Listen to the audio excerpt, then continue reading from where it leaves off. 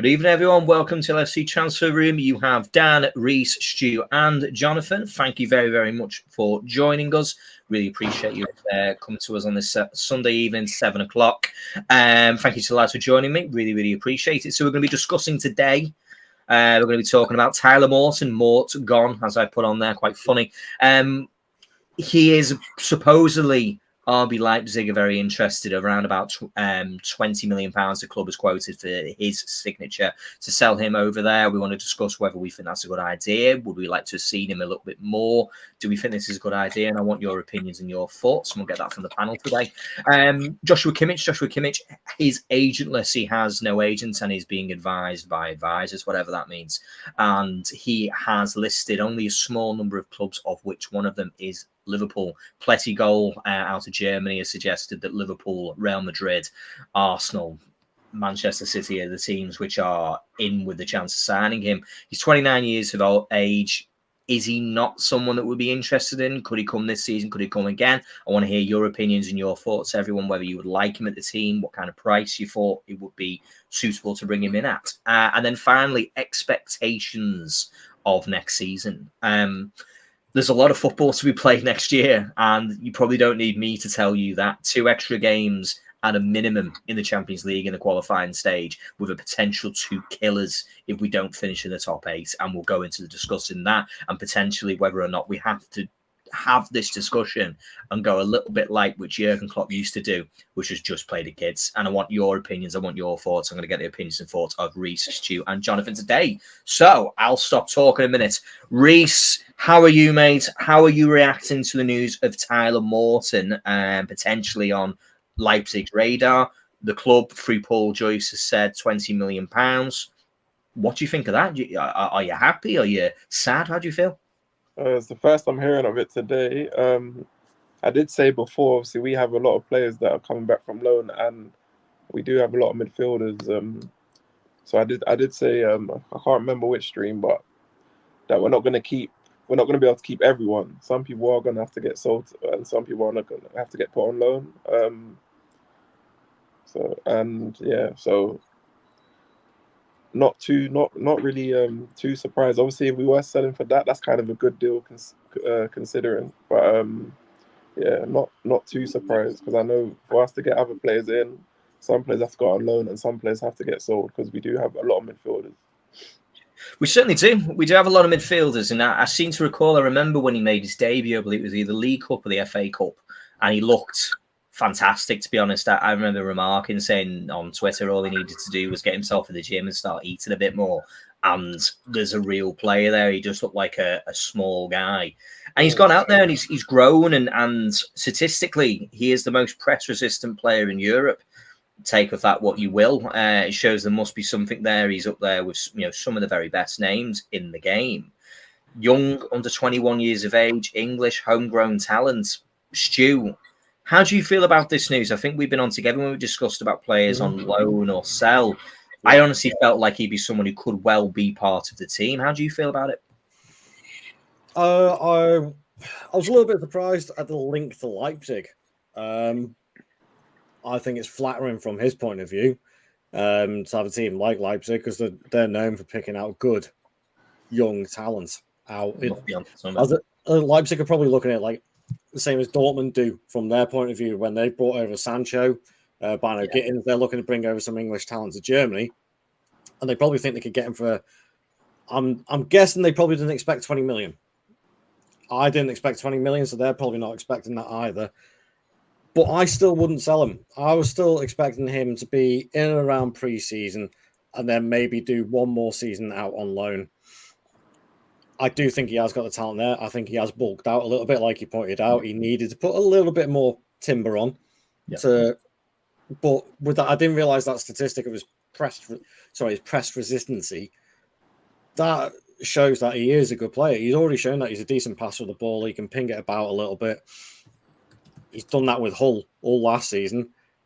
I think he can definitely take a step up and potentially play a part this season with us. But I still would prefer overall to see him go out on loan. Give it one more season to see how it develops. Yeah, and I'm all for that. I look at him and I think to myself, he's 20 years of age. He's gone away. He's had a really good couple of loans. He's done well at Hull. And when I watched Fabio Carvalho, who's obviously was there on loan as well, we seem to obviously like the way they play. They play a particular style of football, which helps develop our players and plays in a particular manner. And we've seen RB Leipzig as well. RB Leipzig was the original place for Fabio Carvalho for his loan, and it didn't quite work out for whatever reason. I would be disappointed, to be honest, because I feel that there is a real player there. And as you said, if RB Leipzig are interested, this is a club who has a fantastic scouting network, and that's been proven time and time again. The list goes on. You would ask, if they're looking and they're interested, there must be something in it. And this is coming from Paul Joyce, who ultimately is, he doesn't speak unless there's some gospel truth somewhere in it. Jonathan, welcome to the channel. Welcome to this show. Tyler Morton, what are your thoughts and feelings on the potential of him moving? Would you have liked to see him into the first team setup, or do you think maybe now's the right time, because of the players we have available, just to move him on? To be honest, he's not a player I have been watching a lot of when he played in Hull this season, or when he has been given a chance in the Cups earlier. I think 20 million is good money. We have Stefan, who can go in and play a perfect role. But again, it's a shame to see we sell our talents when we could have used for them. Endo is 31, 32 next season. Could go in as a backup or play some of the games that aren't so important. But 20 million, it's good money for a player who haven't played for us, I think. Yeah, 100%. And it is disappointing. And to talk about the stat that I put up there, he is in the world top 3 under 21 years of age, with Warren Zaire-Emery at 87.1% and Barcelona's Gavi. There's only 1% press resistance between that player and where Tyler Morton is, and there's 4% between him and Rodri. So there's a real quality, there's a real talent there that means that when the ball's played into him, he doesn't come under a foul, he doesn't come under a tackle. He's capable of getting himself out of trouble. I would be really, really disappointed if we were to sell him before he had that opportunity, like some other players have had, to play within our first team, because I am convinced that he's gone out there, he's gone on his own, he's done really, really well. But then at the same time, it's really tough because we also have players like Stefan Bajcetic, who is also young, who is also incredibly talented. And unfortunately, it might just be a case we just have to take what we have and say, we can't step in your way now. If an opportunity for you to go and play for one of the biggest teams in Europe with RB Leipzig, then it's not a bad thing. But it would be, I think it's been mentioned actually in the comments, which is really important, which to talk about potentially having a buyback. I would be all for that, to make a deal and putting a buyback in there that we could say he gets to a certain point, he develops, becomes a certain player. Potentially, he could be someone we could move into and look to bring back into the future. But sometimes these things just don't line up. The stars don't line for your career and where Liverpool are at a certain time. And you might have to go away to come back again. So we'll wait and see on that one. A player slightly different on this list, Joshua Kimmich. I don't know how to feel about this one. And I'm going to throw it straight to Stu. Joshua Kimmich, 29 years of age, potentially be not a super expensive signing deal-wise. I think his wages could be high. How do you feel about Joshua Kimmich coming into the Liverpool team? And if he did, where do you think he's playing? Well, you know what? If you said to me a couple of seasons ago, Kimmich is available, we're going in for him, we're going to sign him, I'd have been like, yeah. But now I'm not that excited about it. I don't know why. I know he's a class player, and he has been a class player for pretty much all his career. But whoa, hell yeah, steady on. Steady. That took me off guard. That, but the thing is with Kimmich, I don't get that excitement for that sort of player in our side. We've got McAllister, we've got Szoboszlai, we've got Trent if needs be that can play in midfield, we've got Endo, we've got Jones, Elliott that's playing in midfield now, plus Tyler Morton coming back, potentially being sold, who knows, and other players coming through the system. There's Gravenberg as well as another one. It's how many midfielders? And I keep on saying this, the only type of midfielder we need is an absolute bone-crushing tackler. At DM, that is it. Kimmich isn't that. He is a utility fullback / midfielder. He's very much like Trent, actually, in a way. And I don't see it. Besides the fact that the clubs that he's been linked with, and as you say, he's not got an agent, so he's been linked with Man City, Real Madrid. They're going to offer the higher wages. What's he going to take at the end of the day? So I think it's a bit of a nonsensical rumor more than anything else. Yeah, I think it just kind of makes sense. He's a Bayern player. He's won more titles, and he's had hot dinners. He's won all sorts of bits and pieces. He's got all the pots and all the pans.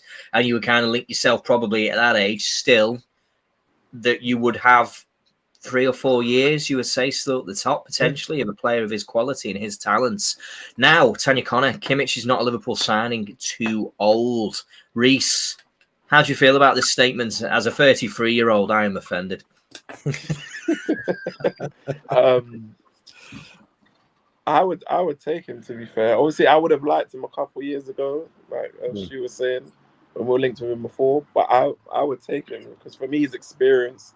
He's a serial winner. And for me, I think a lot of the time people will be like 29 or these ages are old. That's not old. That's not old. That's still in your peak, in your prime. For me, that's like an upgrade on Endo. Even though Endo's good, we could have and he can play a few positions as well. You need players like that. The only thing I would be thinking about is the wages. That's the only thing. Because for me, wages wise, it's going to be 250,000, I think, or 250,000 upwards. But I think he's a good player. But like Stu said, I would have liked him maybe a year or two ago, but I wouldn't say no. I wouldn't say no now. Yeah, I could agree with that. He's not liked in my fire, let's put it that way. I don't really feel like he's the player we need. I can't sit here and envisage where he's going to be in this team and go, right, that's where he's going. And he is a massive improvement on, the players we currently have available now, but also doesn't prevent and harm the development of the players we currently have right now. So it's a tough one. Jonathan, Joshua Kimmich, do you have a different opinion? We have one who doesn't want one who doesn't mind. Are you able to split us? No, I agree with Stu. A few years ago, it would have been lovely, perfect in the club system. But we're going into a season blind, to be honest. We don't know what we get with the new system, with the players we already have under Arne. So, and the wages are too high. I think we should take the money and maybe get a contract renewal for Trent, Van Dijk, and Salah instead. I'm not against it. Virgil van Dijk, I am more than confident signs another deal. I am not worried about that one. Trent Alexander-Arnold, I am a little bit more worried than I am with that one. Mo Salah, I have come to terms with. I think we've got our money's worth now, to be honest. Maybe it's just a case that Saudi aren't going to make the bid, and he's done everything he needs to do for us. He doesn't owe us a penny anymore. If the price comes in, I'd take the money, but I don't think Saudi are going to put the money on the table. I think they'll just pay massive wages next season, to be honest. But that is another story. Right. Just going through the chat there. Let's have a route and your opinions, please.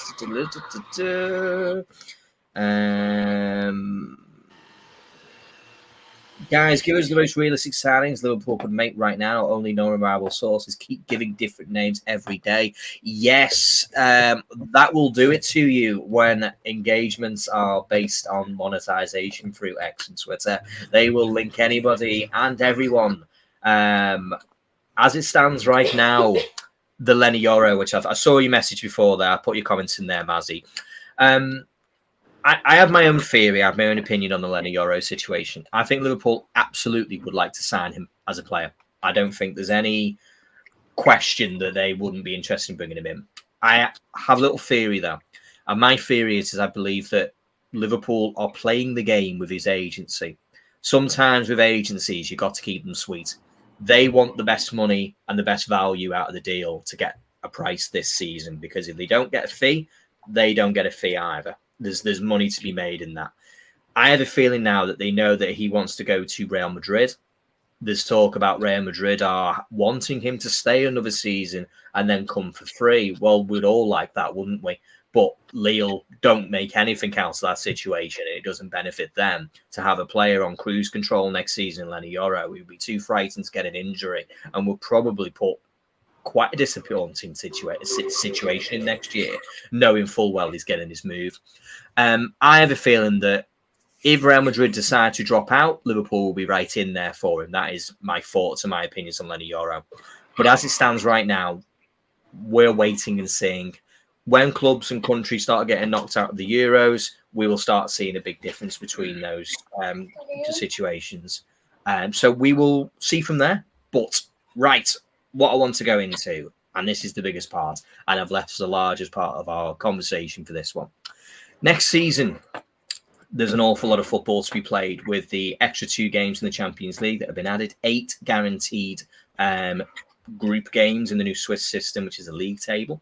And I have up in front of me, this is the list of where the games are going to fit and how I feel we need to maybe make a case for sacrificing some of the cup and domestic games. So we start out with, statistically, next year, the easiest opening 6 games out of any club. Starting with Ipswich on the 17th, Brentford, Manchester United, Nottingham Forest, and then our first Champions League game on the 17th to the 19th, one of those 2 games, in September.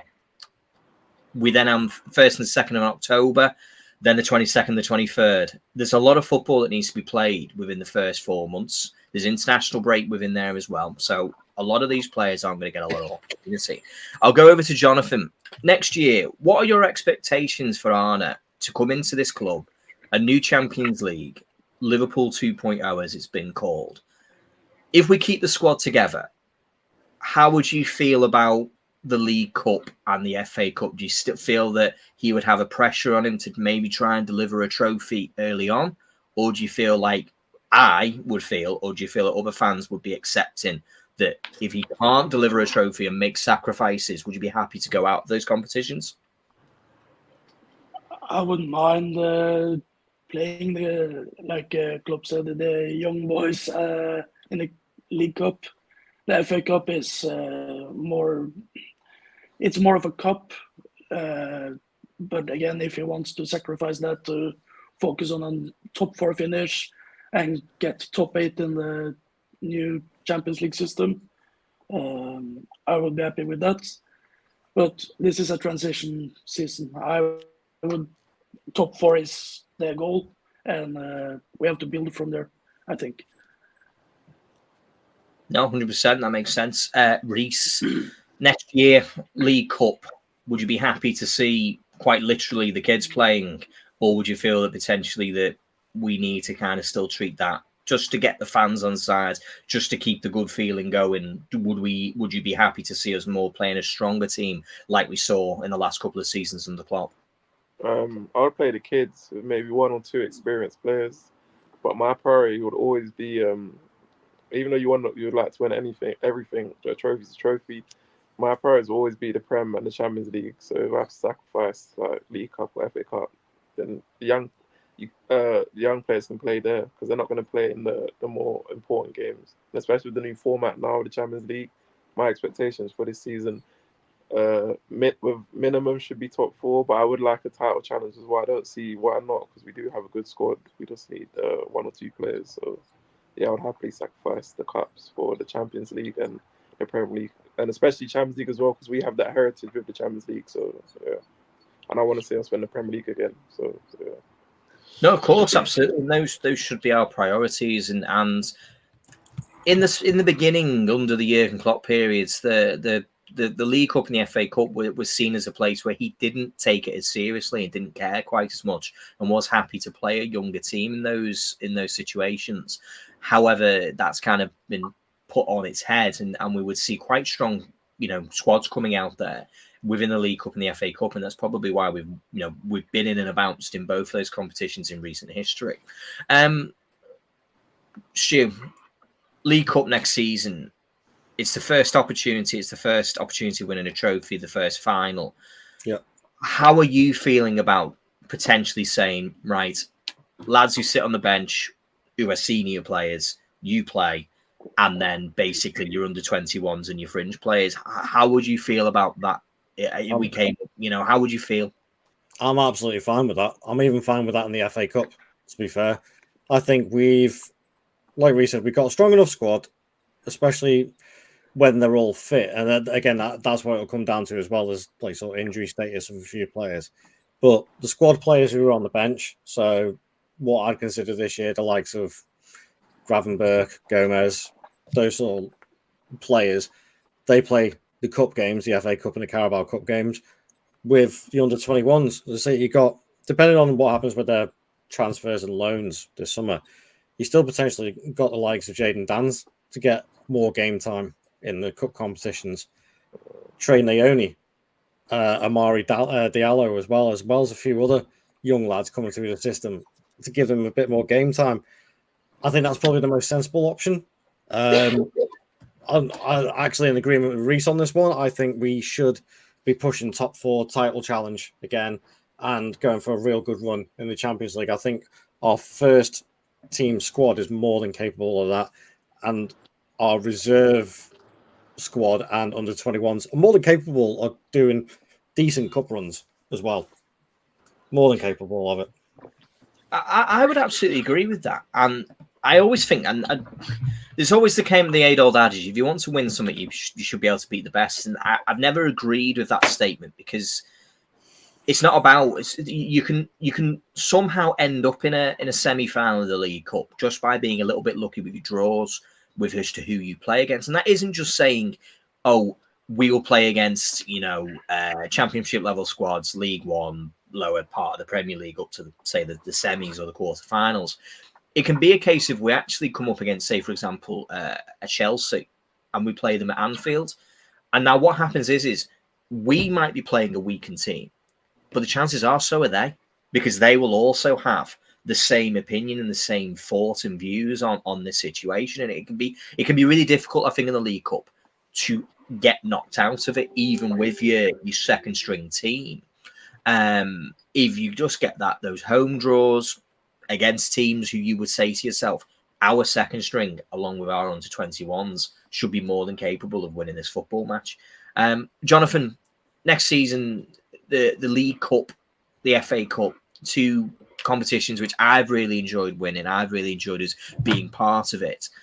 How would you feel about if, for example, we do go in there, Arne Slot's first team that he puts out in the League Cup is very weak? Is that going to? Are you going to see that as basically saying we have bigger fish to fry, or is it a case of actually this is a big risk because a lot of people are going to be looking for results quite quickly? Bigger fish to fry, but going far in those cups is fun. If you get to a semi-final, try to go all the way. We don't throw away a semi-final if we get there. But if like Luis Comas, Trey Naoni, Jayden Danns start in round 3 or whenever we get in, if they get through, great. If they don't, okay. We have Champions League and the Prem to look forward to. Yeah, definitely. Helis has put it, with more matches in the Champions League this season, it'll be even more lucrative than before. You're right, there was a lot more money available to the clubs who are involved in that competition. And when winning one match in the Champions League is worth more than winning the Carabao Cup title, what's the point? I think that's a great point. And it's a shame, isn't it, really, that 2 trophies, of which the FA Cup and the League Cup, that there's no monetary value for the very biggest clubs to win it. Reese, your thoughts on this here now? Are we looking at a case of this is a monetary situation, and the money really has devalued these trophies a little bit more because of the Champions League and its format? 100%. I think the money, the lucrative option always comes into it as well. It's a more prestigious trophy. Obviously, with that other two tournaments, I think it's good for the youngsters as well because that's how they'll get experience. But yeah, I do think if you ask most people, it's a no-brainer. The Premier League and the Champions League are more prestigious. So if they're gonna, like I said, they're gonna change tournament and it's gonna be more money for games. That's how you can just see the kind of how it's gonna play out. No, 100%. And that's a fair point. There's a bit of chat and a few bits and pieces in the comments talking about what our expectations are, and we'll talk about some of the bigger prizes. The bigger prize that's 38 games, which is the Premier League. Stu, question for yourself: the Premier League next season. What is and what are, should I say, your expectations for us? You've mentioned about I think we have a squad that can compete and challenge for a title. I totally agree with you. How would you feel? And I'll just kind of put this out there for you, just as a bit of a devil's advocate. We kind of forego the League Cup and the FA Cup. We play the kids. If we win, we go through. Fantastic, no problems. Champions League could be potentially a little bit unkind to us because of the Swiss system. We don't know who we're going to play, where we're going to play, at what point are we going to play them, whether it's home or it's away. How would you feel about next season, quarterfinals for the Champions League under the new format, extra games, and we are within 8 points of the title? How's that league for you? How does that make you feel? We don't win anything, by the way, but how does that make you feel? By the end of the season, I think with that sort of scenario, it would feel a little bit underwhelming. Yeah, I think with the squad that we got, I think with it being a transitional season, I think that would be probably around about the margin for error, so to speak. As I say, I would like to see us make another title push again next season. I think Slot could actually have the team up and running very, very quickly the way he wants them. Just kind of the aura that he gave me when I saw the interview and the way he talks about football and stuff like that. I think he could get his point across very, very quickly to the players. And at the end of the day, the players aren't stupid. They'll know it and they'll know how to adapt to that system pretty quickly. Quarterfinals of the Champions League, I'd actually be quite happy with. Yeah. Well, it's the points margin in the Premier League. If we don't go too far in the FA Cup or the League Cup, then there's really not much excuse. Yeah. In my mind.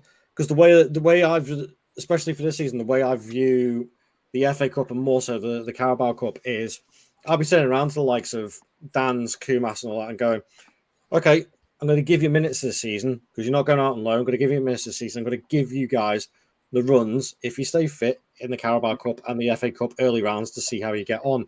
It's your opportunity to grab it with both hands and go for it. If that doesn't work, then obviously that little experiment fails and it'll be the young guys that miss out. So the incentive is on them.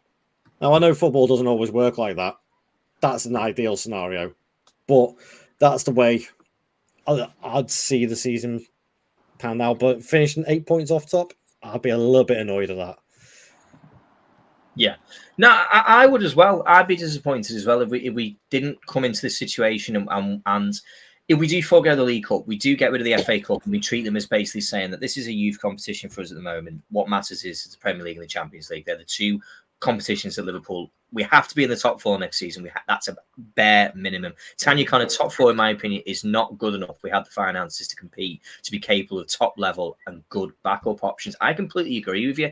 And I was quite vocal in our chat, actually, when we first came in, that I wasn't willing to accept that next season, top four and anything else is a bonus. Like, that is not what Jurgen Klopp's just spent the last 10 years best part of, turning us from believers back to doubters again. What was the point? If that's what we're going to talk about and we're going to become a top four club again, what was the point?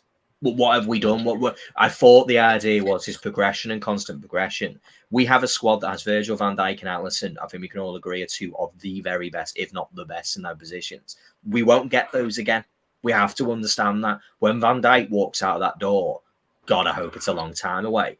The chances of us replacing him with somebody who's even close to his quality are going to be very, very slim. He's potentially a generational centre-back.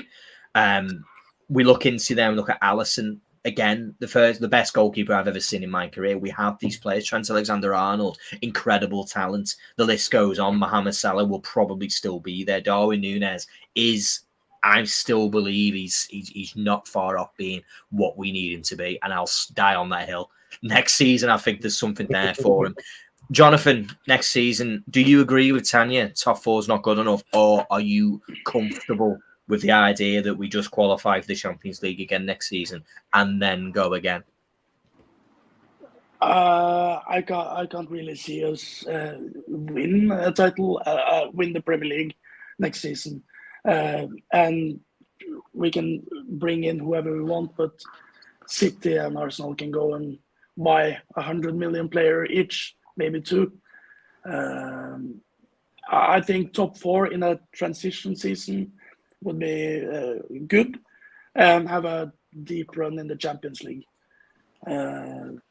We have proven time and time again everything can happen in the Champions League. It doesn't matter who you are, everything can happen. I'm happy with top four. I don't want to see the Europa League anthem again. So if we get to a title charge, even lift it, I would be very happy. But top four, deep run in the Champions League, that's the goal next season. Yeah, and I agree with you. I think it has to be an absolute minimum. It has to be a minimum in this situation where we only walk into this situation and we have top four. And when I say top four, I don't mean Aston Villa and Spurs last season. I don't mean that. I mean, we are comfortably, it's 7 or 8 or 9 points away from being, within that bracket there. That's where I feel more comfortable. Of course, I'm fully aware that Manchester City are Manchester City and have Pep Guardiola. That is a mountain to climb. Arteta's been there for a very long time. They spent an awful lot of money, best part of £700 million, on building a team that still isn't capable of winning the league against Manchester City. And that shows how difficult these situations can be. But what I have to say is what Stuart said, and we have to trust this manager. The club trust him enough to bring him in and say that he is the right man to take over from Jurgen Klopp. No mean feat in any way, shape or form. We brought in Arne Slot. Arne Slot has been capable of doing an incredible job with players who haven't even got as close to the level of talent as the players that we have right now. We looked at what he did with Pep Guardiola when he came to there. Fantastic. He came in, turned them into a fantastic team, did really, really well. Unfortunately, COVID came around, didn't work out for them. He's then moved over to Feyenoord. Feyenoord, a team who are clearly not one of the biggest and strongest teams in the Eredivisie. Suffered financially the season before. They didn't have enough money to really buy players, and he can absolutely implement his style of play. He can get the message across to these players, and it is clearly effective, and he's capable of doing that. And I'm going to back him that if he can do that with players who aren't as good as what we have, then I'm more than certain he's able to get that message across the players that we do have now. So I am very confident. I have a feeling next season that we will be in with a title challenge. That is my feeling. I have a feeling that we won't just be, kind of milling around. I think we will implement the style of football. He said in his own interview, things aren't too far away, but they're just different. They're not completely different to what it was. So we're not asking our players to go for a completely new style of football, different way of doing things. We're going to be bringing them in and we're going to be able to get those results that we need. Let's have a go through people's comments. Can I join, Dan? I'm new. Young Guna TY. If you'd like to join, send us a message through and we can have a chat about it. I don't know whether you're an Arsenal fan with Guna in there. I'm not ready for that much of an argument tonight. But yeah, you're more than welcome to come on anytime. I am. I'll go for it. Do it. Right. He is going to He's up jump for it. off. We're going to turn into a row tonight. I like it. Hell yeah. Most fans of football romantics, and what Klopp did was just better than expected. Just better. Are we emphasising just? Arne Slot has done the same in the past, but it's not easy and require a man manager beyond anything. Yeah, I'll agree with that. Absolutely. I think there's a lot to be said about how much a manager is able to do on the pitch. It is unfortunately what happens with your 11 men and how many points a manager is worth. That is an interesting comment to have. Absolutely. The players know 90 plus points is the target every season. Yeah, you're absolutely right. And Arne Slot mentioned that. He sort of did mention, he alluded to that in his first interview. He said, we know what points we got last season and we know we need a few more. Reese, looking at the team we have now and looking at potentially the signings you think we're going to bring in, you surely must be looking at that team and thinking there's another 5 or 6 points to be able to add to what we got last season. We dropped some absolute stinkers last year against teams that we should be beating. If we just get a few small things right, do you not think there's 90 plus points in the squad we have now? 100%, without a shadow of a doubt. I think there's 90 points. Like I said, if we had a title charge and we finished 7 or 8 points, I'd be disappointed because how I see it, was probably in a position where we should have won the league. Yeah, without doubt, we're Liverpool as well. So for me, that should be the expectation: 90 points every season, minus Klopp's first season or two, and then the season before last season with the midfield falling apart. We've always been there or thereabouts, and that's how it's supposed to be. So I don't see why not. I like it. Definitely. Right, everyone. I have come to the end of my content that's available to me to keep you entertained. As you can see, the club has not been giving us an awful lot for me to go out there, and I'm not going to keep you with me waffling on any further for the rest of the evening. So I want to thank everyone who's got involved in the chat. I want to thank Reese, I want to thank Jonathan, and I want to thank Stu for all being involved. I want you to hit the like button, put a comment in for me. Oh, actually, hang on. Europix Jay, I've seen the Stargy message. Gentlemen, the question which was from Jay, panel for the end of the show, Europix for today. What do you reckon? Scotland versus Hungary, Robbo versus Szoboszlai. Jonathan, what do you think? Who's taking the glory? Does any of them win? 2-1 Scotland. Oh, 2-1 Scotland. Stu, your opinions and picks?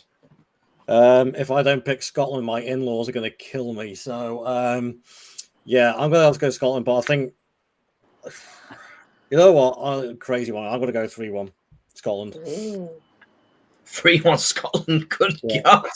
Reese, your opinions. Let's have a full Scotland fest. Go on, tell me what your 2-1 Scotland. I'm half Scottish, so I have to back Scotland anyway. Oh, there we go. And obviously, I'm a fan of Szoboszlai, but yeah, I got to back Scotland. I back Scotland more over England, if I'm honest. So yeah, 2-1. I like it. My granddad was from Scotland, so it takes it. I'm a quarter Scottish, so I'll have to go with that one then as well. Yeah, go on then. Why not? 1-0 Scotland. I'll go with that one. So here we are over at Tartan Army FC over here. Come and join us for all your Scotland news. We'll get it through to you. Right, before I get myself in any more trouble, I want to thank everybody for being involved. I want to thank everyone to get involved in the chat. Thank you very much for it. Put a like, put a subscribe, and put a comment in for us. I'll be back again next Sunday with the stream. Hopefully, I'll have something more to bring you and something more interesting to discuss. But until then, have a great evening, and I will see you soon. Take care, everyone. Bye-bye.